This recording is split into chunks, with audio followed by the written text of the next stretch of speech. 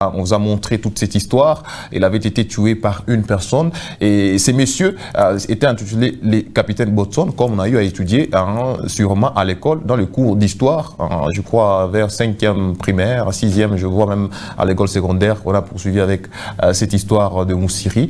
Il avait été tué par Botson. Alors quand Botson est mort, lui aussi, il a mérité quand même les obsèques. Il a eu droit aussi à un enterrement. On devait l'enterrer et on l'avait enterré toujours à Bunkéa. Donc son corps c'est toujours là-bas et ça sera notre découverte de ce jour. Vous allez voir les lieux où avaient été enterrés les capitaines Botson. Nous étions là déjà, nous avons eu cette grâce de voir comme ça en live avec le Mwanango Kalasa, une fois de plus, qui est toujours là pour essayer d'expliquer, donner beaucoup plus de détails sur cet endroit qui est un peu un endroit touristique parce que il y a des gens qui partent vraiment chaque année pour aller voir ces différents sites là-bas qui se trouvent du côté de Bunké. Alors je vous laisse en compagnie de cette découverte pour quelques minutes et nous allons essayer de revenir pour essayer toujours de continuer avec notre matinale.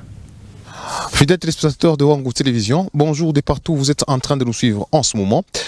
Je suis toujours à Bunkéa où nous sommes en train de vous faire découvrir différents endroits qui regorgent vraiment l'histoire de l'Empire Baïki. Alors on a eu à vous faire découvrir la tombe du grand Msiri, là où il avait été enterré, là où il avait touché, il avait été d'abord touché par balle et là où il avait été enterré, et la personne qui l'avait tué par balle parce qu'il avait tiré sur lui 3 fois. Déjà vous connaissez bien cette histoire. Et ces messieurs là-bas, il fallait l'enterrer aussi quelque part, les capitaines Botson. Et aujourd'hui, nous allons faire découvrir l'endroit où repose le corps du capitaine Botson. Et pour cela, permettez, et pour cela, nous avons cette chance, une fois de plus, de recevoir le grand historien d'ici à Bunkéa, le Mwanango Kalasa. C'est lui qui va devoir nous expliquer un peu sur cet endroit et sur cet homme, le capitaine Botson. Bonjour Mwanango Kalasa. Bonjour monsieur le journaliste. Merci beaucoup. Nous sommes maintenant à l'endroit là où est enterré le capitaine Botson. Parce qu'il était lieutenant, c'est à titre posthume, juste après avoir assassiné Msiri, qu'il a été enterré. Voilà la tombe là où est enterré le capitaine Omar Botson. C'est à cet endroit. Maintenant, la tombe qui est juste devant nous ici, c'est la tombe d'un autre blanc qui faisait partie du comité spécial du Katanga, CESCA à l'époque. C'est M. Lefebvre.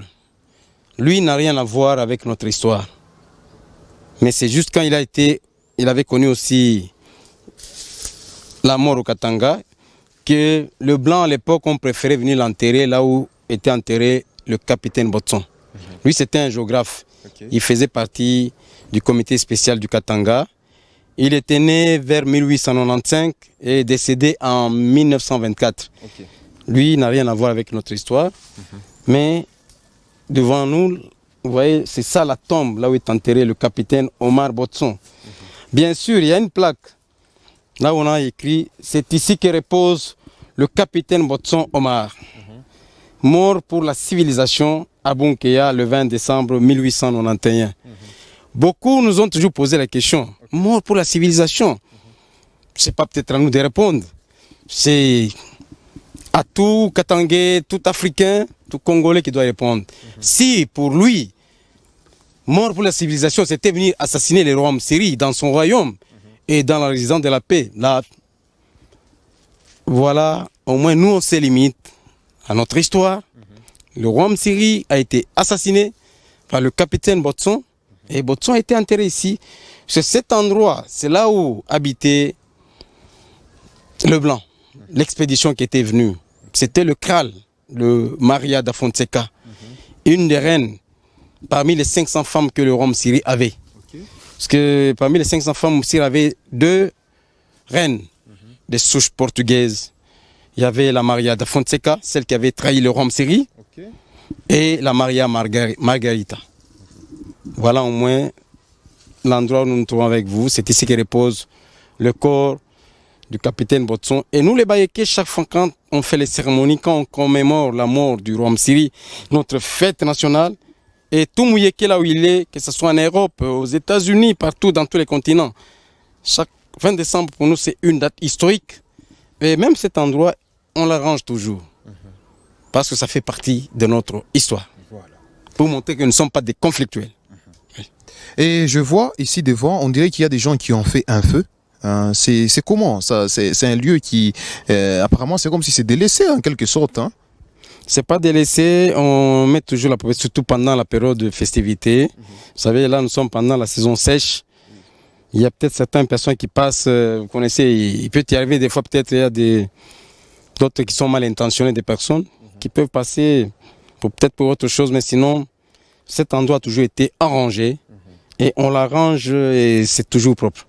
Alors pourquoi est-ce que la tombe du capitaine Boston est restée comme ça? On dirait c'est différentes pierres seulement qu'on a eu à mettre dessus. Vous n'avez même pas pensé à quelque sorte de construire aussi une tombe, à mettre une pierre tombale comme on les fait sur des tombes normales? Bon, là, c'est une question posée. Nous allons mijoter là-dessus, mais ça date de très longtemps. Hein.